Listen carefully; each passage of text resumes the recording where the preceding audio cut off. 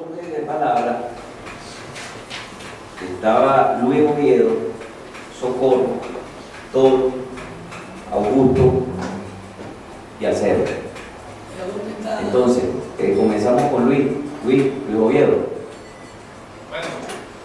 Del grupo Ruptura Universitaria. Sí, de la Universidad de Estudiantes de Ciencia Política y Economía, y aparte de eso, vigilante eventual esperando por entrar aquí a la universidad. Terciarizado. Hay que, profe, tratar de, cuando llegue la gente, hacer la invitación para hoy a la tarde fase y mañana en Ciencia Política. Se cuadró un espacio bien derecho, presentó un inconveniente, pero ya está solucionado. Yo quería tocar dos puntos, ¿no? Primero, históricamente, lo que ha representado la juventud en todos los procesos históricos, no solo en Venezuela, sino a nivel mundial, pero tocando específicamente el caso de Venezuela, de los jóvenes que se fueron con José Félix Rivas, y en el caso universitario, cuando se creó la Federación Nacional de Juan Gómez, después la generación del 28, y después cuando se dio el proceso democrático, el rol fundamental que ha jugado la juventud, por lo menos en lo que era factores rebeldes, porque no me gusta hablar de revolucionarios ni de izquierda, porque es como un estigma ahorita, es un símbolo de oficialismo, de cholismo. Entonces, es hacer una diferenciación de esas generaciones, lo que fue la construcción del Estado de Venezuela, fue la generación esa después del proceso democrático, y lo que es la nueva generación ahorita en Venezuela, en este periodo, en este siglo, si se puede hablar de alguna manera. O sea, el rol que ha jugado por lo menos la juventud, los factores. Vamos a hablar del caso de la universidad, donde se ha desvirtuado la esencia o la lucha estudiantil universitaria, ¿no? Donde se ha por parte de la polarización y la partidización de la lucha, lo que está creando es una especie de apatía dentro de la juventud, donde ya las personas ya no quieren saber de política, no quieren saber de partidos, no quieren saber de cualquier tipo de lucha, y aparte de eso hay un monstruo, ¿no? Que es yo creo que es el epicentro real que nosotros, nuestra generación, tenemos que combatir, que es la alienación por medio de lo que es la Berry, lo que es la televisión, lo que es las redes sociales. O sea, cómo combatir contra ese monstruo que está en el marco de la globalización, porque lo que nos espera es o sea, si nosotros estamos críticos, ¿qué puede esperar para el futuro? O sea, si la juventud está pendiente más de su teléfono celular, está pendiente más por lo menos en el caso de la muchacha, pendiente de ponerse una prótesis, cambiar su estética, a lo que fue esas generaciones anteriores que quizás tenían una dirección, una convicción, sea errónea o no, sea liberal, sea burguesa, sea comunista, sea socialista, stalinista, lo que sea. Y lo otro es que usted me dé una apreciación de lo que está ocurriendo por lo menos ahorita con el fenómeno de los indignados, el fenómeno de lo que está ocurriendo en Chile, lo que está ocurriendo por ejemplo, usted que conoce bien cómo es el proceso de la lucha zapatista allá en Chiapas, el movimiento Soy 132, que está subiendo. O sea, a pesar de todo lo que se puede hablar de que hay una crisis económica, una crisis financiera, se ve que aunque sea hay una esperanza con estos nuevos movimientos que están subiendo a nivel mundial, ¿no? Y cómo nosotros podemos de alguna manera adaptar esos ejemplos a la realidad venezolana, porque a pesar de todo uno también se siente indignado de tantas cosas que están ocurriendo dentro del gobierno, dentro de la oposición y dentro de los factores que de alguna manera somos independientes, ¿no? Entonces, ¿cómo mezclar todo eso con la juventud y con lo que está ocurriendo a nivel mundial, la realidad actual? La primera cosa que te respondería sería lo siguiente. Hay que tomar en cuenta eso que dijimos, que en cualquier parte del planeta hay etapas de flujo revolucionario, de ascenso de las luchas sociales, de empuje político, y hay etapas de reflujo, de decadencia.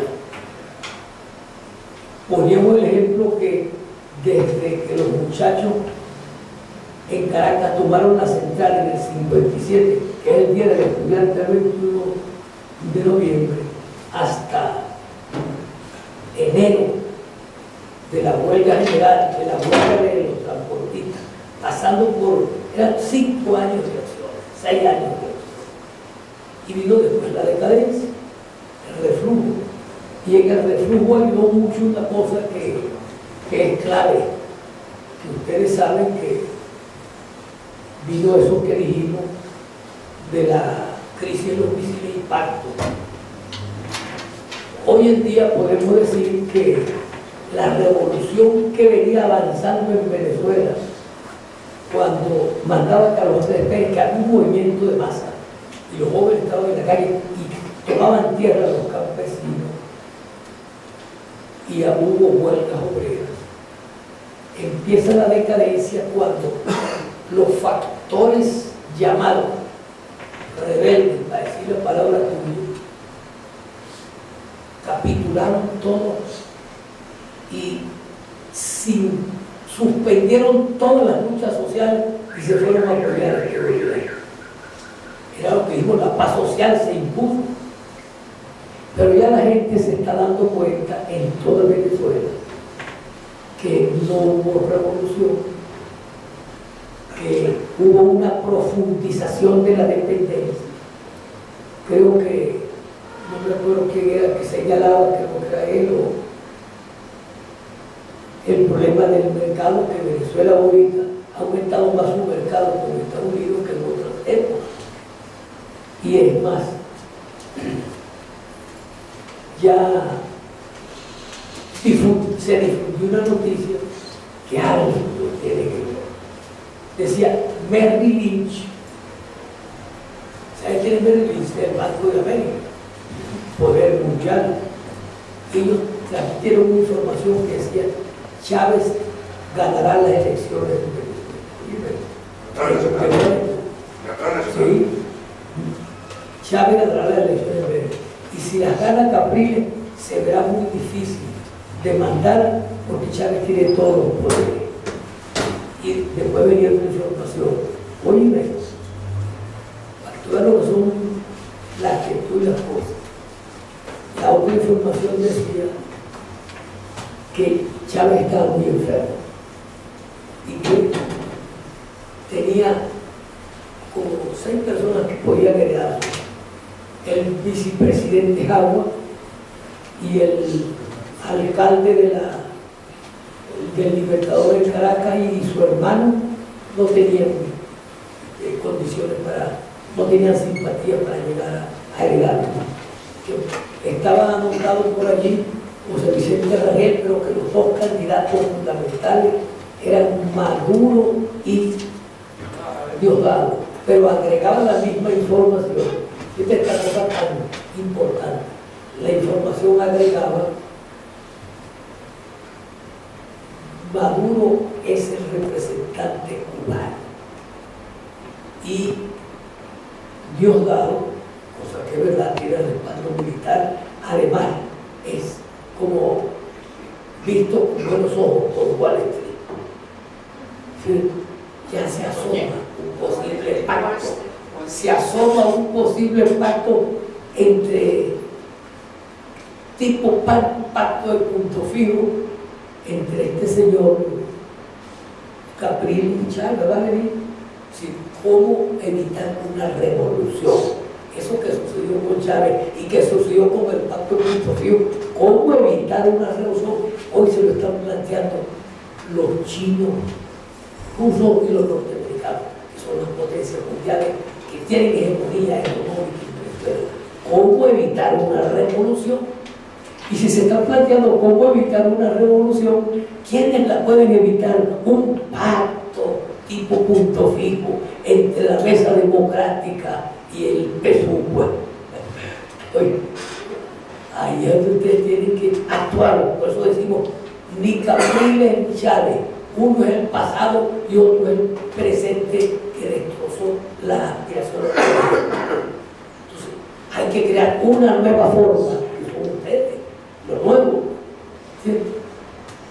Y así va a comenzar inevitablemente ese periodo de ascenso revolucionario, y va a comenzar algo que es muy importante, un nuevo pensamiento político, que lo decía decíamos también ahorita. Sí, un nuevo pensamiento político es indispensable, porque ¿cómo salvas tú a la civilización humana, todo lo que estamos, y cómo salvas la naturaleza si tú sigues 20 años más explotando gas, petróleo y carbón, que es lo que te está causando el 70%, 75% de lo que se llama el recalentamiento global nos produce la energía fósil. Y después vienen las otras cosas que causan. Entonces, ¿cómo vas tú a llegar al poder con planes de decir eso que acaba de decir Chávez? Vamos a llegar a 6 millones de barriles, que lo dijo Ali cuando era ministro de Energía y Petróleo. 6 millones de barriles. Si nosotros llegamos a 6 millones, ya Arabia Saudita llega a 15. Y los países árabes que están cerca allí llegarán a 10. ¿Cómo queda el planeta? ¿Cómo quedamos nosotros?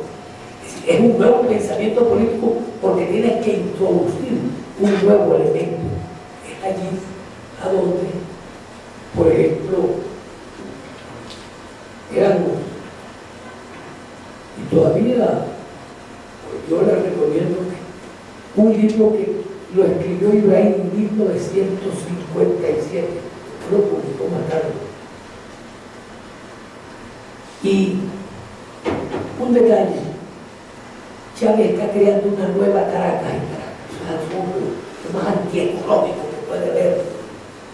Fruto Viva hizo, siendo Fruto Viva miembro del Comité Central del PRD y siendo junto con Ibrahim López García los que se encargaban, y eso ya lo saben, el gobierno tuvo que publicar, la Fuerza Armada tuvo que publicar todos los manuales que hacían esos libros, porque de verdad era como científicos creando un nuevo tipo de armamento. ¿Sí? Entonces Fruto elaboró, estando en la guerrilla, un proyecto de cómo convertir lo que es hoy el aeropuerto de La Carlota en uno de los jardines más bellos del mundo. ¿El arquitecto? El arquitecto. Y resulta que ahora quieren hacer allá una urbanización, quieren hacer más casas para los militares y van a hacer un conjunto de aparatos. La pista de Fórmula 1. Sí, entonces por eso es que un nuevo pensamiento filosófico es indispensable. Y ese nuevo pensamiento no va a crear vamos a decir, el pensamiento único. El pensamiento único es, como se lo plantea Estados Unidos y se lo planteamos y ahora China, tener un solo modelo tecnológico para energía, un solo modelo tecnológico para carga, un solo pensamiento para la educación, un solo pensamiento para la química. Es el pensamiento único. Y lo que estamos hablando de una nueva filosofía es que tú le permitas a los indígenas tener sus nuevas concepciones jurídicas, todo que se las hemos aplastado. Como los pemones y los huaycas van a ser respetados si ellos te hablan de la contemplación? Son enemigos de los rascacielos. ¿Cómo será que un indígena estuvo en Caracas y ese recortero cargaba frutos? Estamos en la guerrilla.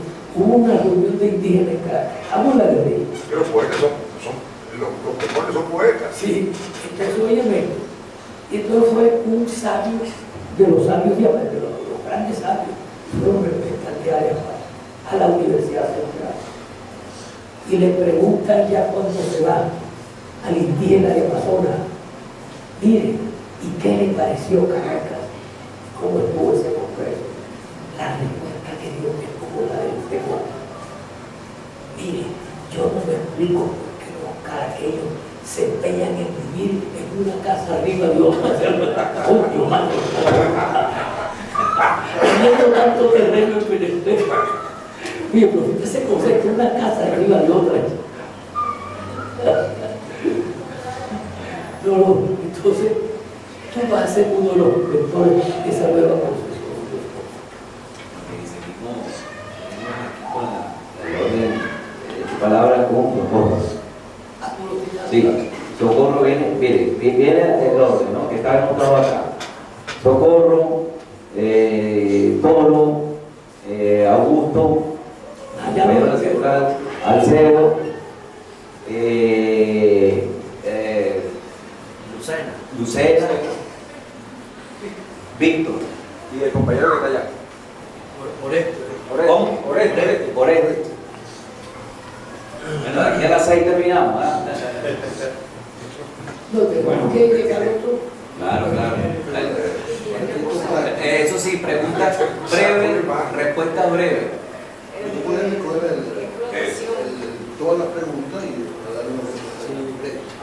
Porque no nos aparece. Bueno, a no ser que hagamos entonces un paneo de preguntas. Ya que él hable y después procede así, ya que está montado. Bueno, yo voy a hacer una pregunta muy corta.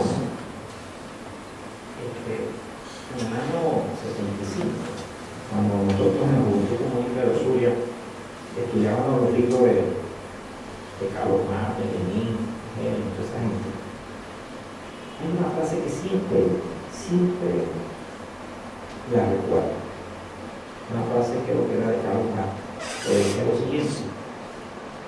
Él decía que el caudillismo era una práctica acentrada e individualista que niega el papel revolucionario de las masas.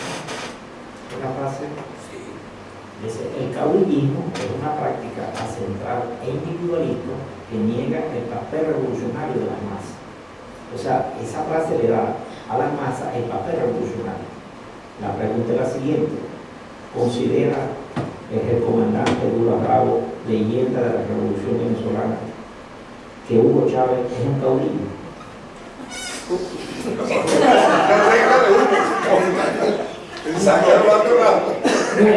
En primer lugar, para alto muchacha, Socorro es terrible en ese momento. Yo lo conozco, somos amigos.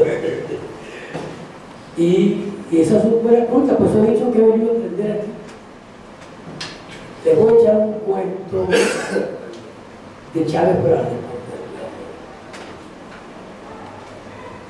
Chávez reunió a 20 y tantos guerrilleros del PRD, bueno, prácticamente sacándolos del PRD y ofreciéndolos el poder ya en Yaracuy. Y estaban allí presentes pero Magoya, Clever, el Catire Morales, Dimas Petit, bueno, y todos habían participado en la lucha armada, tanto urbana como rural, todos. Y muchos habían caído presos y eran valientes. Entonces Chávez explica a todo el público cómo va a ser la toma del poder. Y les dice lo que ya me había dicho a mí, habíamos conversado las reuniones, pero ya el PRD como PRD se había distanciado de Chávez, una distancia mutua, desde agosto de 1991, y esta reunión la estoy diciendo el comienzo de diciembre del 62. Entonces Chávez dice, bueno, yo salgo con el batallón 92. Chávez, yo salgo con un grupo de fuerzas a tomar a Miraflores. Joel Acosta va a tomar la Carlota. Arias Cárdenas toma el batallón misilítico en Maracaibo, y así sucesivamente. Y estaba allí Arias Cárdenas, estaba Joel Acosta en esa reunión, y estaba un grupo de los comandantes que participaban. Estaba Magoya. Estaba Magoya. Entonces dice, y estaba Urdaneta. No, Urdaneta no estaba. Urdaneta no quería nada con ninguna gente extranjera. Guerrillera. Entonces, después que termine esa explosión de todas las fuerzas militares que se mueven, espera que le digan algo. paradigma, y les digo el nombre porque esto es historia, y como ustedes son historiadores mucho, y aunque no sean historiadores, son políticos revolucionarios, inventores y creadores, entonces ese paradigma dice, bueno, José María era el seudónimo de Chávez. Mira, José María, yo creo que tú nos cuentas el desplazamiento de 20.000 hombres militares, toman el cuartel, tanto tal ciudad, avanzan la ciudad. ¿Y dónde quedamos los civiles? Y le dice Magoya, Chávez, fíjense, para la pregunta tan buena de Socorrito, lo que le responde Chávez: los civiles estorban, después que llega al poder los llaman. Hay un punto, están vivos casi todos. Todos están vivos. Algo militar. Y después, bueno, te contaré ahora, si no nos vemos más tarde. Disculpa, Dura, esa reunión se volvió a reeditar en Barquisimeto y pasó casi exactamente. Sí. Entonces, Chávez captura a través de, como decía el profesor, de Uslar Pietri y de los estados totables, y con el apoyo de gente preparada como Manuel Quijada y como Vicky Lena, a las masas del 27 de febrero, pues se sentían defendidas porque le habían matado 10.000 personas y pierden su autonomía como les decía. Y quien más tiene la culpa del caudillismo, lamentablemente, vamos a decir una verdad, es que la izquierda, los que lo formamos como izquierda, como marxistas, venimos de un pensamiento aplicado, antidemocrático y caudillista. Venimos todos. Y no sabe lo que significa. Y todas esas enseñanzas no vienen sobre Lenin, vienen de Robespierre, el hombre que dominó el poder en Francia y empezó a fusilar a todos.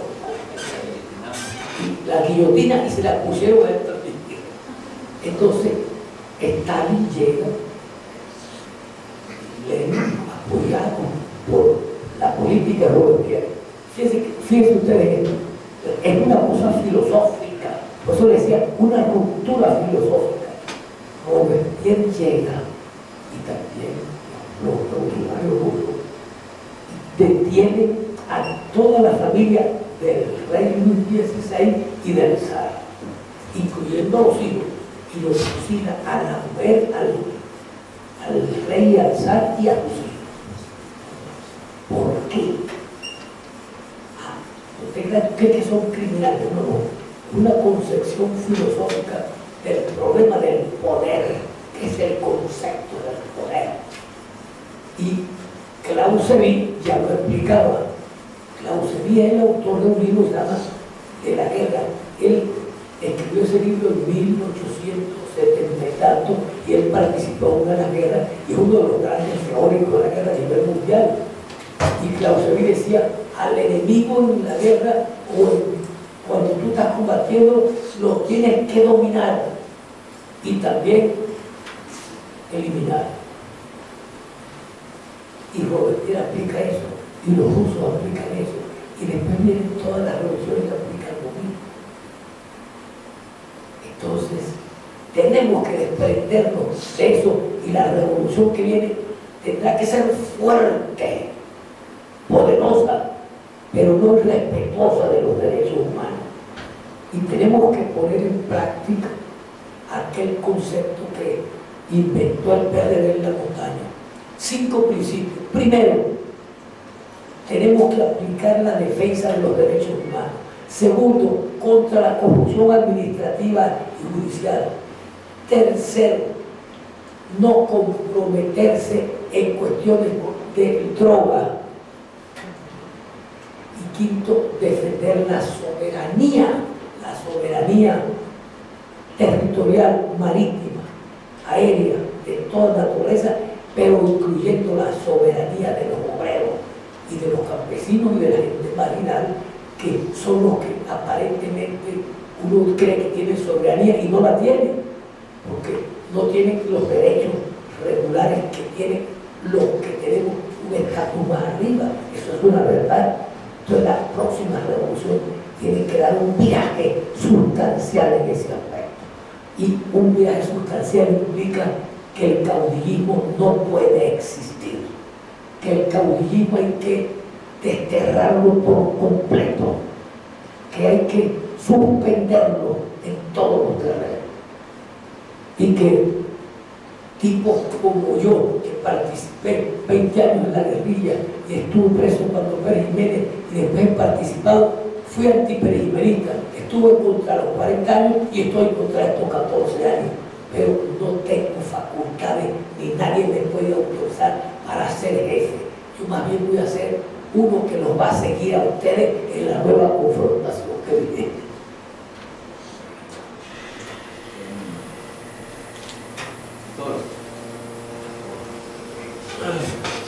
Bueno, yo tengo tres preguntas, son bastante breves.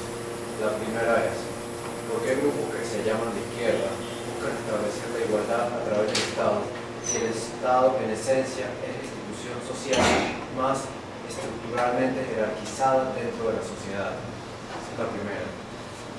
La segunda, ¿puede ser un militar formalmente instruido como militar ser de izquierda? Y la última, ¿cómo propone el establecimiento y la utilización de tecnologías de energías renovables sin tener que canibalizar la principal fuente de recursos de Venezuela? Respondo. La izquierda y el poder. La izquierda viene impregnada de la filosofía de la agricultura, ya le puse el ejemplo de la Robespierre y de la alemán como de von Clausewitz, que además viene inspirada en el poder de todo lo que se habló de los años del Imperio Romano. Una cultura que se ha metido en el planeta. El Imperio Romano dominó casi el planeta entero. Y si vamos más atrás, dominó a través de la cultura griega el problema del poder. De tal manera que el poder es clave allí. Es allí donde un grupo, había una gran polémica entre Bakunin y Marx, porque Bakunin decía hay que liquidar el poder inmediatamente que se instaure el socialismo, y Marx decía tenemos que tener un poder que es el poder de la dictadura de la proletariado. La diferencia sustancial. Entonces nos educamos en el problema del poder y resultó que el propio Marx decía bueno, después lo disolvemos el poder. Pero el poder en la Revolución Rusa se implantó más fuerte después de 70 años, tomando en cuenta el primer día. Y los primeros que fueron fusilados, para que ustedes sepan, los primeros de ser fusilados fueron los anarquistas, porque pregonaban la destrucción del poder en el acto y crear las comunas y crear un Estado, una alianza popular, que era el que ya existía, que eran los mismos documentos. Lo que dijimos es los soviets. De tal manera que venimos educados estructuralmente para desarrollar el pueblo. Imagínense usted lo que sería por nosotros ser, y tú también, y ella y él, gobernando con esa billonada de dólares y euros que están abajo de la tierra, petróleo, gas, carbón, ¿viste? ¿Qué vamos a hacer? ¿Cómo vamos a hacer? Y luego, un militar de izquierda, puede ser un militar de izquierda, si es formado en la escuela que está imperando desde que ha llegado el capitalismo a gobernar en el planeta y en esta civilización, no será un rebelde, para usar la palabra, no será. Siempre tendrá más hacia compañeros y de eso que les conté, porque digan algo de la revolución cultural, el alto mando militar todavía está impregnado de la idea de la burguesía, que vean lo que significa, siendo el presidente de la comisión militar, presidente del partido y presidente de la república. Bueno, sabemos lo que es el poder, sabía lo que es el poder. Y la otra es la tecnología. Bueno, yo creo que, y estas no son frases mías, estas las aprendí de un señor que está vivo todavía, que es Corsa, que está en la misma universidad. La aprendí de aquel hombre que mataron en Garbato, era la fábrica de armas de todo el movimiento de resistencia. Un científico que fue candidato a premio Nobel de Química por España. Él era ¿cómo se llamaba? Que lo mataron, que dirigía eso, y que era el jefe de Ibrahim, el jefe de Fruto Viva, de Corsa y de toda esa gente. No le digo el nombre. Era anarquista español y profesor de química en la Facultad de Ciencias de la Universidad Central. Entonces, él nos ha enseñado, Ibrahim Fruto, que existía tecnología en todas partes, que ya habían sido adelantadas, pero que si tú las ponías en práctica, se acababa, se liquidaba la burguesía y el dominio de los imperios. ¿Por qué? Porque hay tecnologías para fomentar la energía renovable. Y si la ponen en práctica, ¿qué van a hacer con las grandes empresas de gas, de petróleo, de oro, de hierro? No sirve, se acaban esos ricos, se mueren, porque al hacer una energía renovable se difunde con masa y la tendrá todo el mundo del planeta. La energía del hidrógeno, como dice Zelensky, oye, tú que cada quien tenga una plantita en su casa de energía, porque eso existe en todas partes, pero el petróleo no existe, se monopoliza, ya existen miles. Más bien no las quieren sacar en la energía renovable, esa tecnología, porque se acaba el capitalismo. ¿Sí?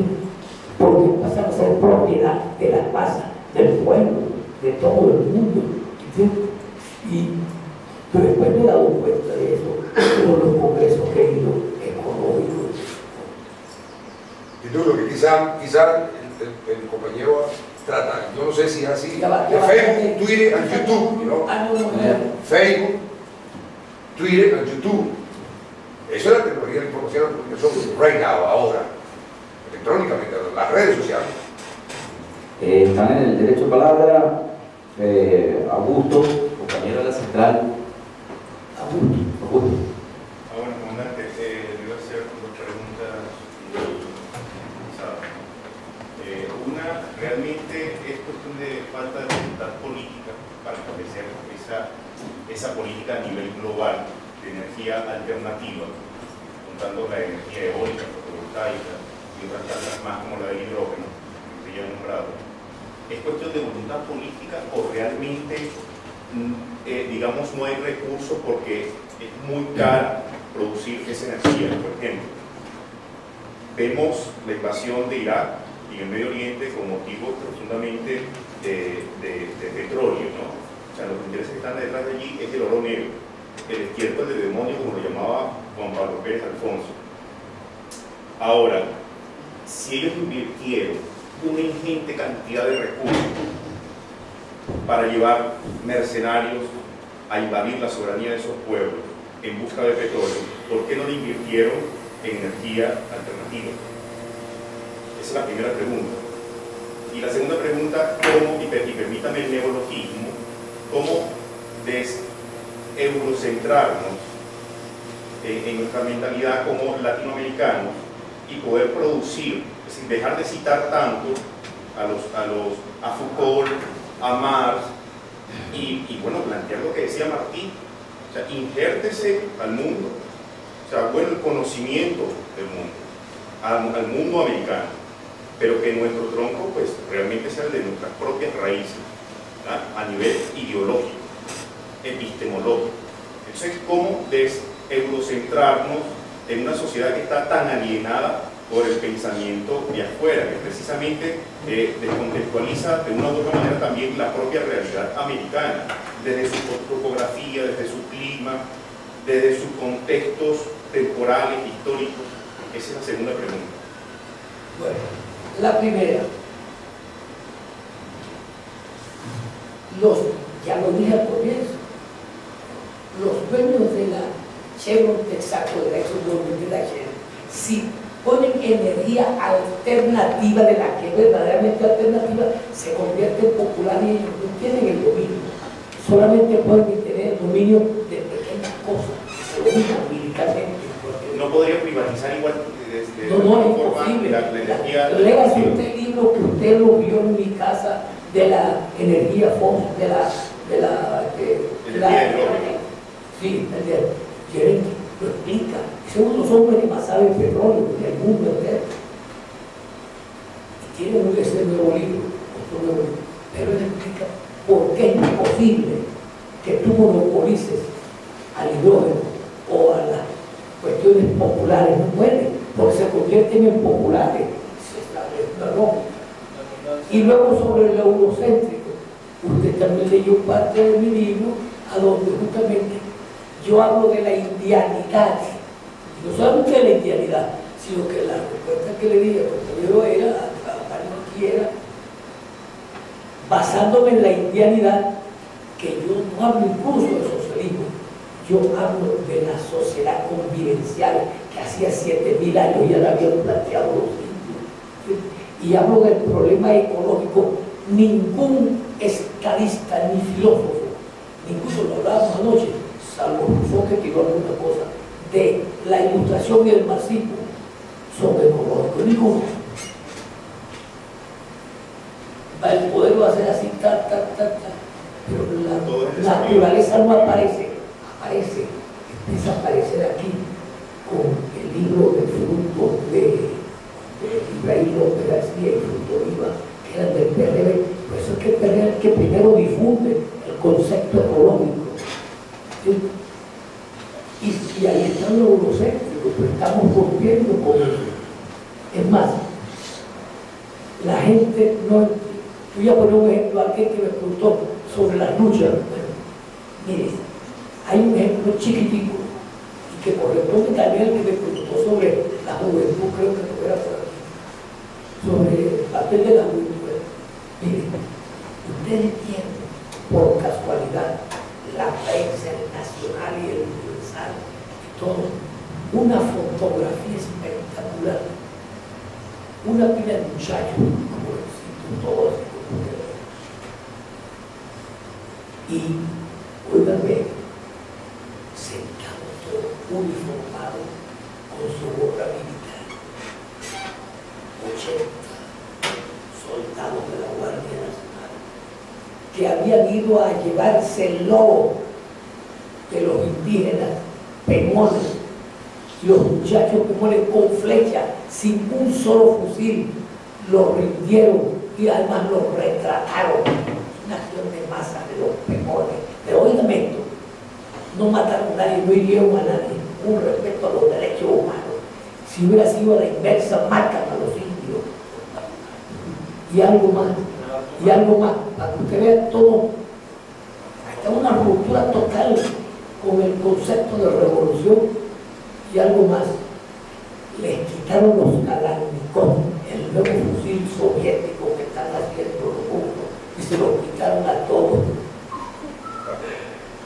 Mire, hermano, esa es una acción de masa y una acción de fuerza. Y hay que diferenciar acción de fuerza de acción de violencia. Recordemos a Gandhi, ¿sí?, que hizo retroceder al Imperio Británico, sí, bajo el principio de la no obediencia, sin disparar ni un solo tiro ni un solo grito. Como la guerra. No, y es que esa es una revolución lo que hizo Gandhi. ¿Cómo será que el sacrificio era que ellos no dispararon, aunque le dispararan de ellos? Y mataron miles de hindúes con esa atada.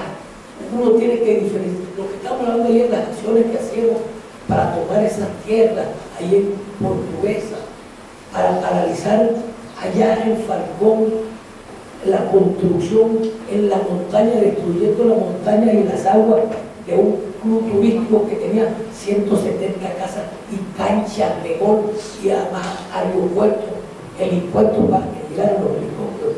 Lo paralizamos con puras acciones de masa y de fuerza, por supuesto. Si no hacer una acción de fuerza es difícil. De fuerza que de no violencia. Después de la Sierra de Parcó. Claro, la Sierra de San Luis. Es en el turístico, que se llama Cerro Galicia. Cerro Galicia. Bueno, entonces no es una necesidad inmediata. Y es una ruptura con el eurocentrismo, con todo el eurocentrismo.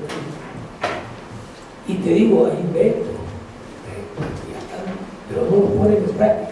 Ese trompo migratorio de Ibrahim, esos chicos le destruyen, chicos, a todas las empresas aéreas del mundo, chicos. Todo el mundo fabricó un bichito como lo fabricó Ibrahim, y después, chicos, le pone una energía que no es ni gas, ni petróleo, ni carbón. Usando los campos magnéticos de la Tierra, se mueve ese vehículo. Ya vamos a hablar de eso. Lees ese libro. Ok. Quedan 4 en el uso de palabras. Alcedo. Bueno, yo quería saludar la ¿Qué hables? Bueno, si no, hacemos una ronda de preguntas seguidas. Sí, porque tenemos hoy a las 2 y está muy fácil. No te dejes. Dale. ¿A dónde vamos a comer? En el comedor universitario dicen los compañeros. Bueno, la pregunta central, pero yo voy a hacer una aportación. Lamentablemente la compañera que estaba por allá, lo por aquí, se me fue hecho. Me gusta responder ante una situación de una persona. Ella hablaba, por ejemplo, sobre por ejemplo, los desarrollos tecnológicos en Europa, Japón, etc. Las grandes preguntas que nos hacemos hoy, una parte de la humanidad, es si la ciencia y la tecnología ha servido hasta ahora para destruir el planeta. ¿Cuál sería el papel en este caso de la fuerza de la emancipación para construir una nueva ciencia y una nueva tecnología para la emancipación, no solamente del hombre, sino del planeta? Porque estamos profundamente convencidos de que los modelos científicos, tecnológicos, incluso hasta los modelos de educación, son modelos, el modelo de educación es un modelo estrictamente colonial. Y empieza a través de los modelos de educación, los procesos de recolonización colonial hacia América Latina y hacia todo el planeta. Es decir, una educación totalmente globalizada. Y los modelos de la ciencia y la tecnología son unos modelos que responden a ese modelo global para seguir dominando el planeta. Ahora bien, más allá de esa reflexión, yo le quisiera hacer una pregunta dura. En este momento, ¿cómo ve el momento actual político en Venezuela? O sea, ¿cómo lo ve en el momento de hoy y en los próximos tiempos? Como decía, hay una crisis de poder. Cuando hay una crisis cualquiera, es fácil. Pero es que una crisis que ya está en lo económico. Solamente para citar 2 ejemplos. La deuda de Venezuela se aproxima a los 200.000 millones. Y solamente la de PDVSA llega a 105.000 millones. Lo que quien venga a gobernar, ustedes, o Chávez, o Capriles, quien sea, se va a conseguir una crisis económica de aquí. La agricultura que señalaba alguien ahí, importando todos los productos que antes exportábamos. Y el aparato industrial, esto me lo digo a mí, hombre del PRD, que tiene el gobierno, el aparato industrial de Guayana está casi quebrado. No produce. El precio de producción le sale muy alto para poder competir en aluminio, etcétera, etcétera. No se puede. Porque tiene una tecnología y recuperar tanto a PDVSA como a las empresas básicas de Guayana hasta los 50.000 millones de dólares. O sea, que había que hacer un préstamo más grande, seguir entregando apoyándole a China a Venezuela y apoyo a la empresa, a la rusa, a través de la BRIC, etcétera, etcétera. De manera entonces que es indispensable saber que hay una crisis y que tenemos que resolverla con un proyecto. Basta saber si el proyecto va a incluir con la realidad los factores que han sido despreciados, lo tecnológico, los derechos humanos, el problema del narcotráfico, todo eso va a lo que trabaja. Tiene que crearse un gran frente, no olvidemos, un frente a donde van a venir un amplio sector del gobierno que están allí porque así conforme el MIR aportó gente para la revolución en los años 60 desprendiéndose de Acción Democrática, y Fabricio Vera se desprende de URD con los jóvenes para ir a la revolución estando en el poder. Así va a suceder ahora con esta gente del gobierno, incluso gente de la que se va a ir a ese gran frente. Y tenemos que tener amplitud para ganar. Cuando ataquemos al gobierno, no podemos decir que es todo el mundo. No, ahí hay un sector que va a incorporarse. Y les pongo este ejemplo último. ¿Con quiénes estamos conversando ahorita? Los estamos, puedo decir los nombres, para que ustedes vean. Ali Chirino, Orlando Chirino, viene del gobierno, como con 32 dirigentes sindicales de petróleo y estas cosas, y era el jefe chavista de los sindicatos del movimiento obrero. Se inscribió. Y tenemos por allí a, fíjense bien, Camilo Arcaña, Toro, Fuenmayor Toro, el arquitecto Federico Villanueva, ese tipo de gente que eran del gobierno, de altos cargos del gobierno, se salieron. Y después nos sentamos a conversar. Y era del gobierno Luis Díaz Salazar, dirigente del chavismo, que era el que organizaba las campañas electorales, y se vino con un grupo de diputados que después lo sacaron y están haciendo campañas no para el gobierno ni para Capriles, están organizando. El otro sector que voy a decir, está Víctor Poleo, que fue viceministro de Energía con Ali Rodríguez, está el doctor Abadián, que fue el jefe del gobernador de Venezuela en la OPEP, y ellos tienen un grupo de dirigentes de PDVSA, técnicos todos en petróleo y gas. Bueno, así sucesivamente. Fíjense, ahí están, y están elaborando, y están escribiendo, y están actuando en función de organizar una cosa distinta, una nueva cosa. Así que tenemos que tener amplitud para eso. Y es verdad que ahorita se están reuniendo, vamos a ver qué camino toman. Por ejemplo, se reúnen Barreto, el Falcán, Catire Morales, muchos del PRD, etc. Vamos a ver qué camino toman. Ahí hay gente que va a venir para ese frente. Se está reuniendo otro grupo donde estaba Visconti, el general Visconti, el propio Alex Rodríguez, etcétera, etcétera. Incluso habían sacado documentos. Y lo que pasa es que Chávez sí le tiene miedo a ese tipo de reunión, porque ya lo ve como alternativo a él.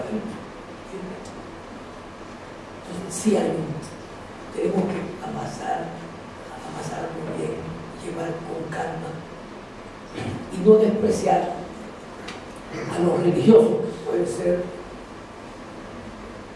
cristianos, católicos o evangélicos.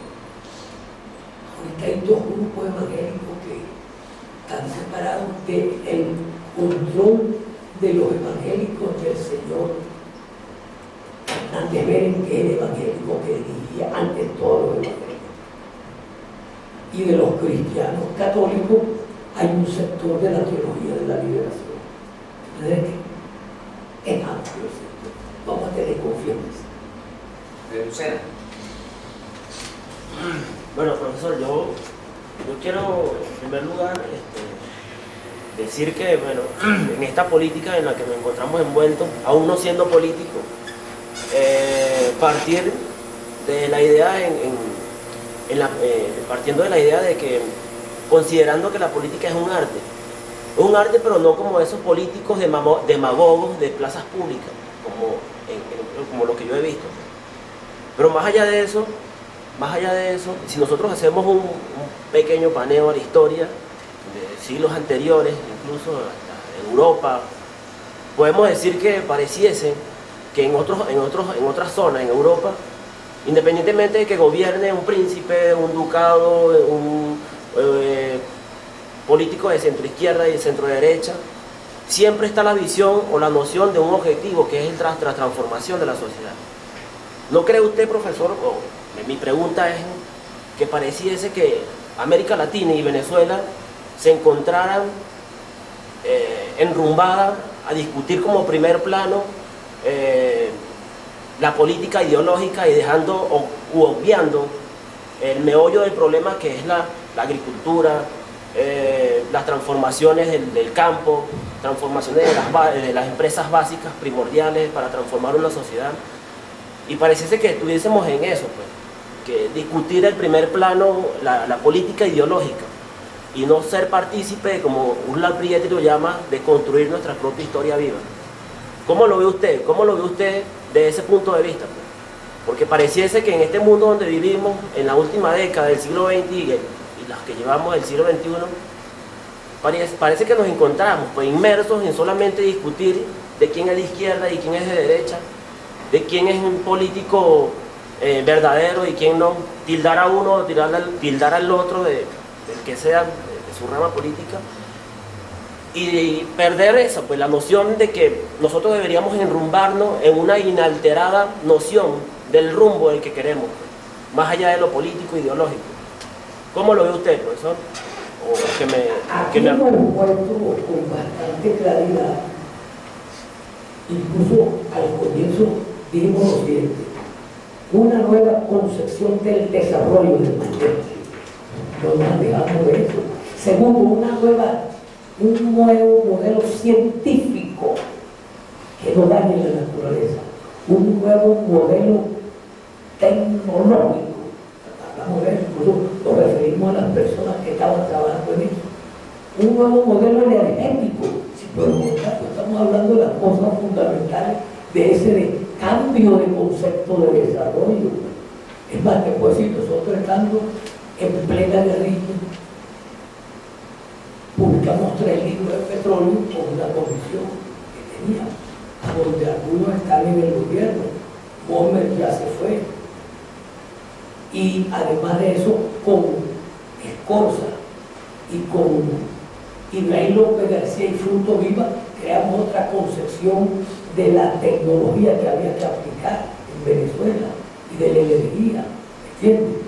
La verdad es que no nos hemos alejado de esa cosa, y por eso es que desde el PRD surgieron 8 congresos, el cultural de Cabima, que fue creado aquí en Mérida, con las ideas de Mérida, porque se las llevaron. Pues es que yo le dije que vuelvan a retomar el papel que fue Mérida desde entonces. Sí, yo. De tal manera que nosotros en eso no hemos descuidado. Cuando hablamos de romper con el eurocentrismo, lo de romper con Europa, el eurocentrismo es una ideología, con esa es la que va a romper. Y los europeos están creando los propios europeos. ¿Qué son los indignados? ¿Qué son ese nuevo movimiento? Ahí está la base, ¿entiendes? De una ruptura total que comienza incluso por plantearse. Ellos se plantean qué van a hacer con una Europa que tumbó, como Estados Unidos, todos los bosques. Mejor dicho, ni siquiera los bosques, la selva, porque bosque es lo creado por el hombre. Allá no hay oxígeno, ni hay oxígeno en Estados Unidos. Y el poco oxígeno queda donde viven los indios, en el Amazonas, en el sur de México, donde está Marco, Chiapas y Guatemala, etcétera, etcétera. ¿Entiendes? De tal manera entonces que sí nos hemos ocupado de eso. Por el contrario, llevamos retardado el concepto político. Sí, no, me llamó la atención y de eso me surgió la pregunta, porque usted anteriormente dijo que llevaba 20 años en la guerrilla y en lucha constante contra gobiernos anteriores como de sí, pero ya te dije lo que hicimos esos 20 años. Sí, que usted también te acaba de decir que si la lucha debe continuar, independientemente de que esté en el gobierno, va a continuar, y eso me llamó la atención. Disculpe, si puedo agregar algo a su conversación. Lo que pasa es que yo veo también que aquí ahorita en este auditorio estamos, tal vez, voy a decirlo así, tan interesados en lo que es la parte política y todo eso, que no se ha tomado en cuenta ese aspecto que usted ha resaltado, que es tan importante y que lo ha resaltado tanto a través de sus comentarios, que es sobre el ambiente, sobre lo ambiental, lo que está pasando y que es un mal que nos une a todos y que debemos pues hacer algo contra eso. Entonces estamos tan interesados en la parte política. ¿Qué va a pasar? ¿Qué dicen de la izquierda? ¿Qué es la izquierda? Que usted de cierto modo, por decirlo de una forma, nos tira sus mensajes como subliminales de acuérdense, el bosque, esto y lo otro, y estamos tan centrados en qué va a pasar en la política, en Chávez, en esto, que no estamos captando esa parte, y por eso caemos en hacer preguntas. Sí. ¿Sí me entiendes? Tendencioso. Sí. Fíjense ustedes lo que ha dicho, ¿cómo te llaman? Penimer. Es un nombre que inventaron. Fíjate, les voy a contar esto que ella dice sobre el problema de la naturaleza. Incluso yo le decía al periodista que yo les había hablado de la necesidad de hacer un congreso cultural donde el problema de la naturaleza fuera el primero. Venezuela está hoy en día en el tercer lugar de los 34 países de América Latina y del Caribe de los destructores de la naturaleza para ustedes. La verdad es que eso no lo elaboré yo, y lo elaboraron ninguno de ustedes. Eso es con pura estadística. Venezuela produce petróleo, gas, carbón, oro, decía cosas. Son las minas para explotarlas. Entonces, el problema ecológico es fundamental para una nueva concepción de la vida. El problema ecológico, ya los indígenas eran ecologistas. Léanse al Popul Vuh para que ustedes vean. Hay que ver lo que significa, chicos, que esos hombres que vivieron siglos antes de nosotros, milenios antes de nosotros, eran más ecologistas que todos nosotros, y sobre todo más ecologistas que los dirigentes de la Ilustración y del marxismo y de todas las teorías. Parece mentira. Pero la pregunta es, ¿dónde apareció esa gente? ¿Por qué eran así? ¿Qué sucedió? Que sin haber venido no tenían universidades, no tenían ni siquiera escritura, y tenían conceptos elaborados como jurídicos de castigar a quien dañara la naturaleza, algo raro. Entonces, ese es un proyecto fundamental. Menos mal que esta niña, ¿cómo es el nombre que tú crees? Penimer. Ese es una unión de Pedro, Ninosca y Mérida. Entonces, yo les propongo de nuevo, estoy aprovechando la pregunta de ella, que impulsen ustedes un gran debate en Mérida. Vamos a invitar a los gobiernos que vengan a el problema ecológico. ¿Qué es eso de subir a 6 millones de barriles diarios? ¿Qué es eso? Con todo respeto, una muy pequeña acotación. ¿Cómo es posible que aquí en Venezuela una botellita de esa agua mineral vale lo mismo que cuesta llenar un tanque de gasolina? Entonces, con todo el respeto, porque estamos entrando, estamos miando fuera del Perol, para ese momento vamos a exportar agua. ¿Verdad? En serio. Ya los franceses lo hacen, el agua Evian, esa famosa agua que pagan hasta 100 bolos por un litro de esa agua. Mira, ayer vamos a exportar agua. Era un periodista de ¿cuál es el periódico?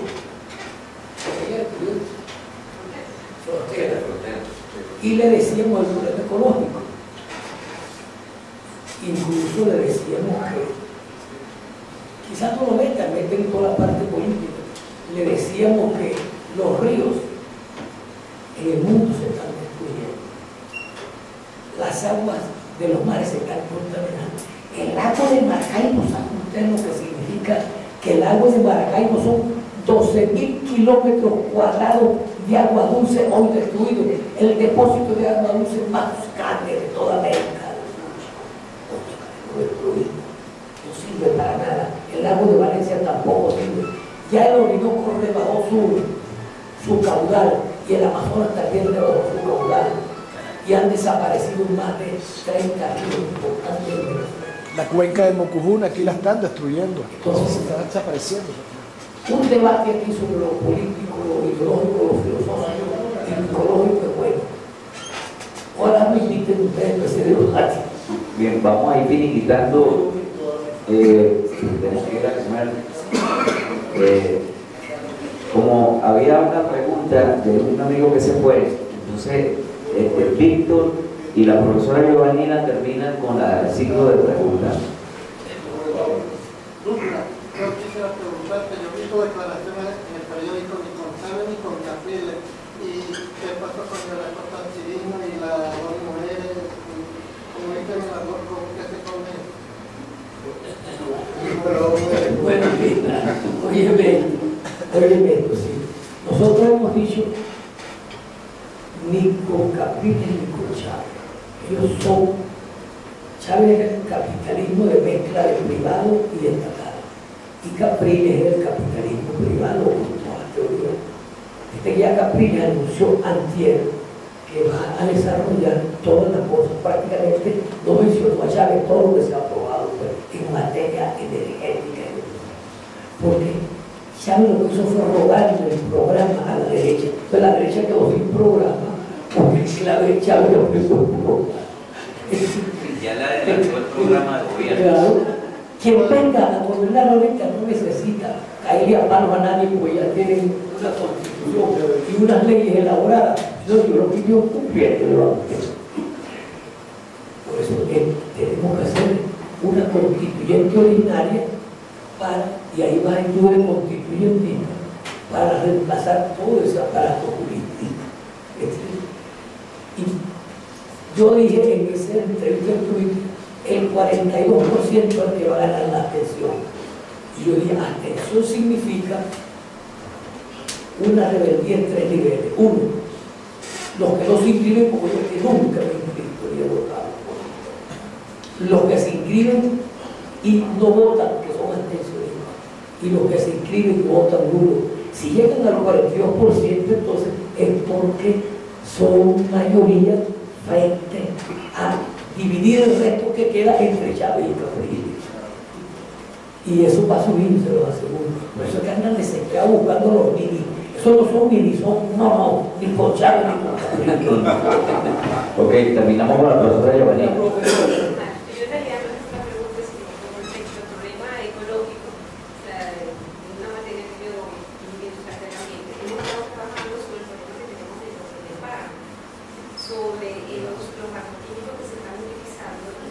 Yo vi las cosas en la prensa. Y el trabajo ha sido, de verdad, el resultado ha sido bien frustrante, a pesar de que hemos trabajado allá en un lugar, los mismos campesinos se han organizado y se ha denunciado el uso del glifosato de una manera así descomunal en el barrio. Y tenemos ya tenemos pruebas de consecuencias de niños que han nacido con deformaciones congénitas. Todo ese problema se llevó a nivel de Asamblea Nacional, a través, yo de nombre y apellido, a través de nuestro querido diputado Manuel Diseño, de Manuel Diseño. Y no hubo ninguna, eso se presentó hace como 4 años y nunca hubo una respuesta. Eso sí, los representantes de nuestro gobierno, entre los cuales está este diputado, estuvieron en Bolivia cuando fue aquel famoso congreso para la protección del planeta, etc. Entonces, yo lo que he notado, y usted me va a perdonar, que cuando hay esos congresos de protección del planeta, me parece que es mucho bla, bla, bla, bla, bla, pero a la hora de la chiquita, como eso está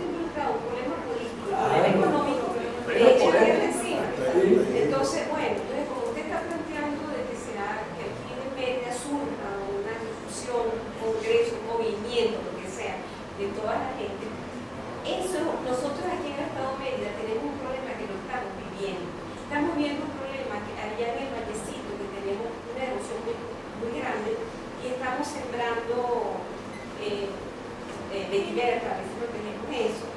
El gobierno dijo que iba a colaborar, no ha habido mucha respuesta, siempre es lo mismo cuento, hay corrupción. Eso. Yo no lo he corroborado, pero eso es lo que dice hasta la misma Guardia Nacional, que está allá. Entonces, yo no sé si creeré a ellos, pero ellos lo dijeron. Entonces, tenemos, eso sería un buen tema aquí en Mérida. Yo por lo menos lo trato de una manera muy chiquitica con mis estudiantes de Química del Ambiente y con servicio comunitario. Pero sí creo yo que podría ser un tema, el estado en Mérida, un estado completamente netamente agrícola, podríamos conocer como una chiquita para poder desarrollar el interés que tiene el muchacho que se fue y la señorita, ¿verdad? Yo creo que hay muchos estudiantes preocupados y la mayoría son, si no vamos por condición, por igual todo eso, los muchachos tienen ese interés. Entonces, creo que podríamos empezar con algo así. Yo les puedo poner nomás unos ejemplos. Yo sé que pueden ayudar. Que son ejemplos. En la cuestión del Cerro Galicia de Falcón, se hizo lo siguiente. Se buscaron, vamos a decir, material verdaderamente de fondo de por qué dañaba a la montaña del Cerro Galicia el conjunto turístico de Santo, tantas casas y de helipuertos y de todo lo que y por qué la siembran con esos químicos y batallas. Pero pruebas, los científicos. Ahí participó Fruto y de ahí fue uno de los principales dirigentes.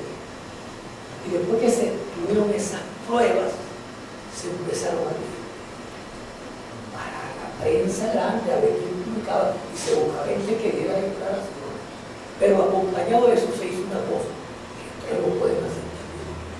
Se buscaron actos de masas. Gloria Martín, Ali Primera, todos los cantantes de un festival para salvar el Cerro Galicia. Y fueron los poetas, los intelectuales.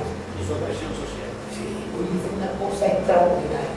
De tal manera que cuando fuimos, el último acto que se hizo, un hombre tonto que tenía, pero peligroso. Juguemos a ser libre que lo hicimos en Cahué, cerquita del Cerro Galicia. Y fueron 5.000 personas, fueron los artistas, los intelectuales, los económicos. Y de ahí salimos para el Cerro Galicia. Y cuando llegó la Guardia Nacional, que sabíamos que iba a ir porque nosotros habíamos entrado primero que ellos y pusimos vallas, cortamos todo lo que era, vamos a decir, cerca del pueblo. Y pusimos cartelones, y uno de los cartelones era un árbol de los que tumbaron ellos, que no existía en ninguna parte del mundo sino ahí, un árbol, así como si fuera una L, y salió una flechita donde el árbol hablaba: señor Guardia Nacional, no me atropellen, no me destruyan. El guardia construyó a esos chicos y le tumbamos 1000 en el terreno de Colmo, iban a jugar los millonarios de todas partes del mundo. Le sembramos todas las plantas que había. Bueno, una masa que fue quitada. Ya tenemos todo planificado con un muchacho, el campesino de los hermanos. Llegó la policía, llegó la guardia. Bueno, le paralizamos más de 70 casas. Así que lo usamos todo un conducto de agua y de todo.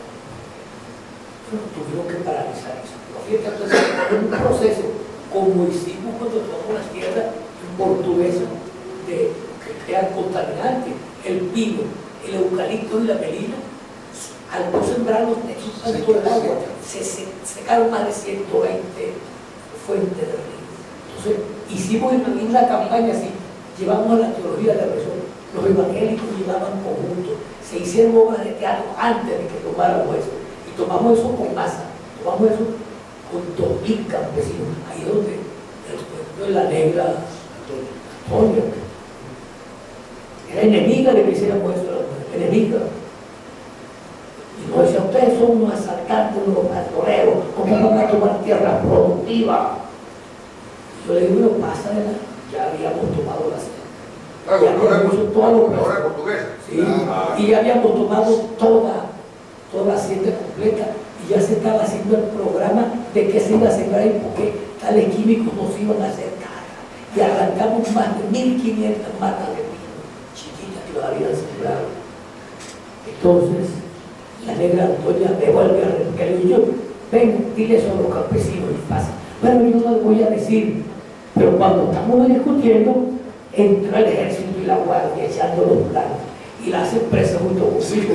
Entonces aparece como que ella vuelve a una de las personas. Bueno, muchísimas gracias por su asistencia. Hoy vamos a estar a las 2 en fase. A las 2 en fase.